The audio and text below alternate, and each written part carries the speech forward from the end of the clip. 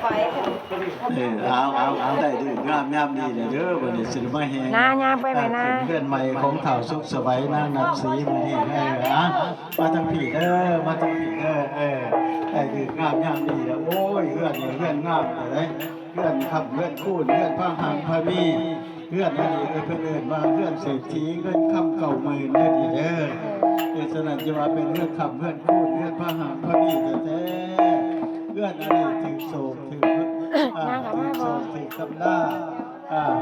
พอตู่เห็นแล้วโอ้ยดีใจหลายพ่อแม่พี่น้องหลายคน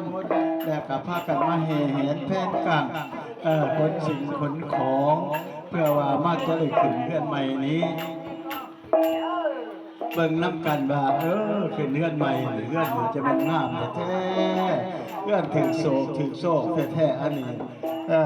อันนี้เพื่อนเดินมาเป็นเพื่อนขับเพื่อนคูดเพื่อนพาหันพานี่อันนี้พากันมาแห่หอบที่หนึ่งผ่านไปเด้อวันนี้เขาสู่หอบที่สอง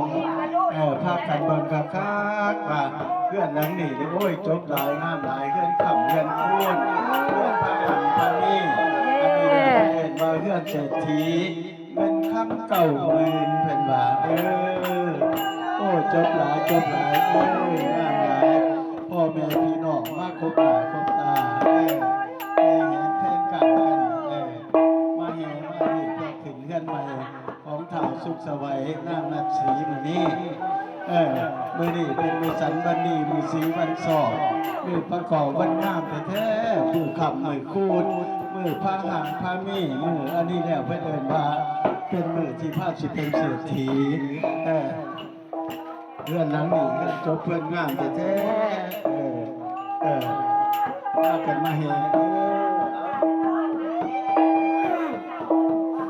เอาเขาหอบที่สองเลยเด้อมันนี่เด้อเขาหอบที่สองเลยพากันเดินขับข้า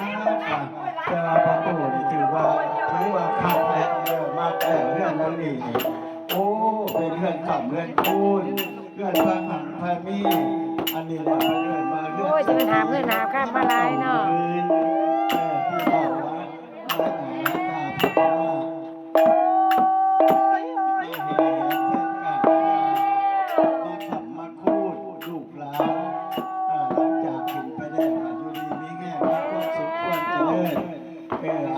เขาหอบที่สามแล้วบัดนี้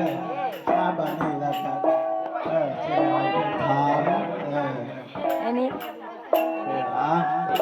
มาขับมาพูด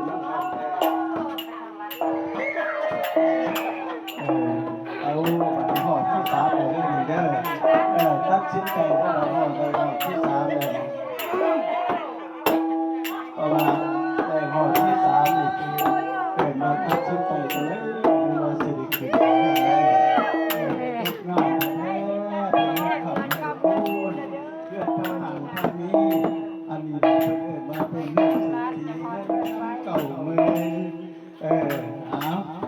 หอบที่สามเขามาเรื่องนี้เด้อ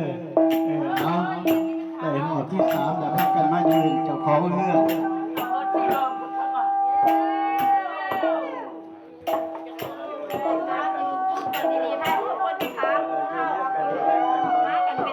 มาเพิ่มก่อนมาเพิ่มก่อนจะถาม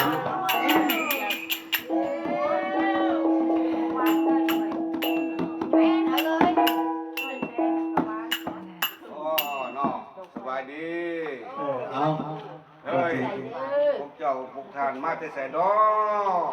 คือบาปผ้ากันฮับกันหามกระบูกระตาแหงแหนแพนกังคนชิ้นคนคองมาแต่ใส่นอโอ้พวกผู้ขาทั้งหลายมานี่เนาะมาจากเมืองหมันคำทองไปแล้วเพราะว่าเมืองหมันคำทองเป็นเมืองอุดมสมบูรณ์ด้วยเงินด้วยคำเพชรนินจินดาพวกเขาจะได้หามาที่นี้เอาถามตัวก่อนบอนอื่นมีบุอึดบุอยากเป็นยังคือบ่ไปคือว่ามาบนเทบนนี้โอ้พอสิมาบนนี้เนาะ10 บ้านซาหาบ้านดื้อเป็นว่าดินบนนี่เป็นบนที่พระพุทธเจ้ามาสร้างโพธิสมภาร ดินบอนนี่เป็นบอนที่พระพุทธเจ้าปราบผูงหมู่พญามารผู้ใจโหดดินบอนนี่เป็นบอนที่พระพุทธเจ้าโปรดพวกสัตตานิกรทั้งหลายบอนนี่เป็นบาดินบอนนี่เป็นบอนนั่งธรณีเอาเงินเอาคำมาฝังไว้ภาคแกนไทยบอกว่าบอนนี่เป็นบอนอยู่สุขกินเย็นเป็นบอนค่ำบอนคูนแต่กาสิมาค่ำมาคูนลูกหลานให้อยู่ดีมีแห้งมีความสุขความเจริญบ่ให้อึดบ่ให้อยากบ่ให้ทุกข์ให้ยากมีสังสักแน่มาแล้วท่านว่าท่านเพิ่นสิมาขับมาคุณพวกท่านได้ยังมาแน่สิเราสู่ฟังที่เอามานี่เนาะมานี่มีหลายสิ่งหลายแนวมีของเก่ากรรมค่ำเก่ามืนคุบซองพระคุบซองฝ่าผาซองลาวไปภัยปอดสร้างประหยัดปอดแนวก็ได้มาคอยยิ่งคอยซ้ายรถล่าพาหนะเครื่องใส่ของสอยเครื่องขับของพูดเป็นต้นว่าพูดเขานอกจะถ่ายภาพนิ่งให้นี่เด้อในน้ำการนี้แห่ดูกท่องอ้องดูกคำพระพุทธพระธรรมก็มานำด้วยทางต่อท่านว่าท่านพวกท่านที่มาอยู่แท้ๆพวกท่านหูบ่ว่าเรือนหลังนี้มีอย่างแน่เรือนหลังนี้ก็พ่อหูอยู่เนาะสิบอกสู่ฟังเสาเรือนทั้งหมดได้เอิ้นว่าเท่าบุญหมันขันไล่ในชื่อว่านางบุญคง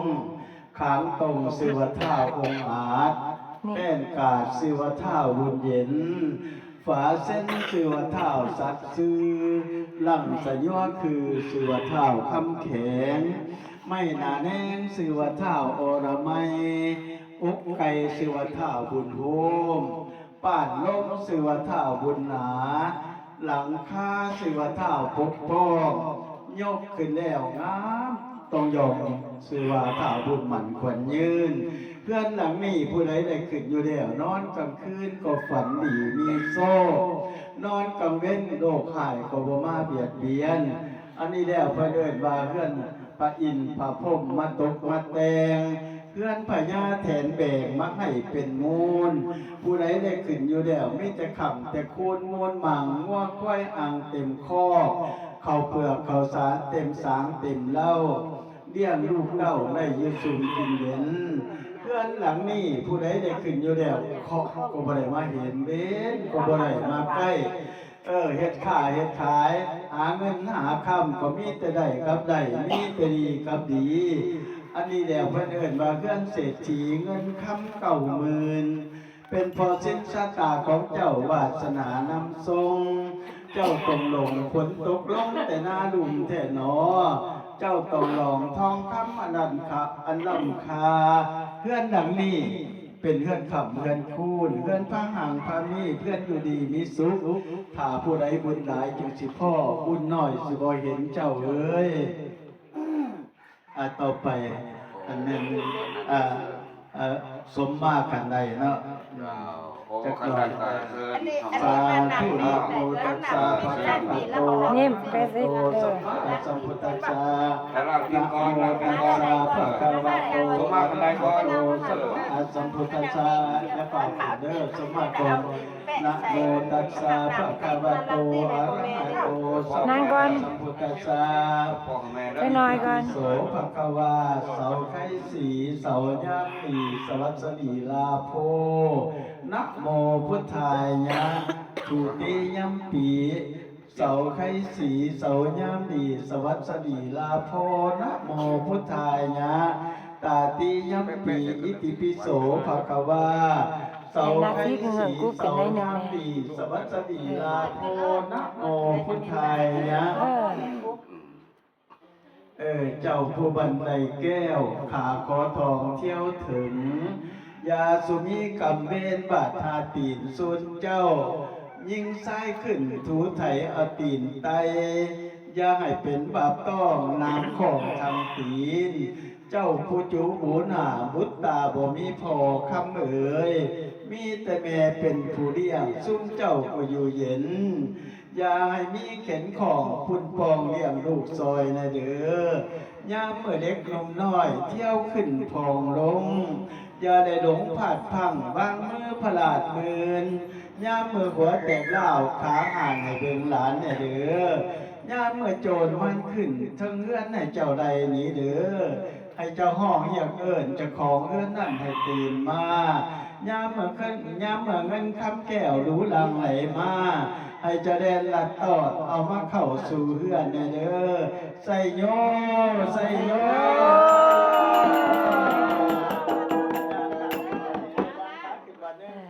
อย่าบาดนึงก่อนทั้งผัวทั้งเมียอะไรอย่า อยากนัดนี่ยังอยาก เออ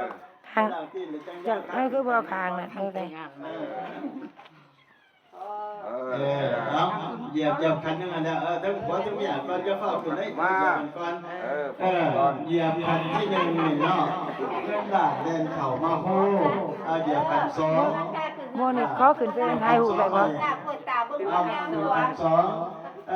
เหยียบคันสองนั่นโกรธเดินเข่ามาเข้าเหยียบคันสามมาดิเอาเหยียบคันสามในเข่ามันร้อยด้าน200ด้านตัวนี้เป็นแต่ละวันเอาขึ้นไปเลยบัดนี้ไอ้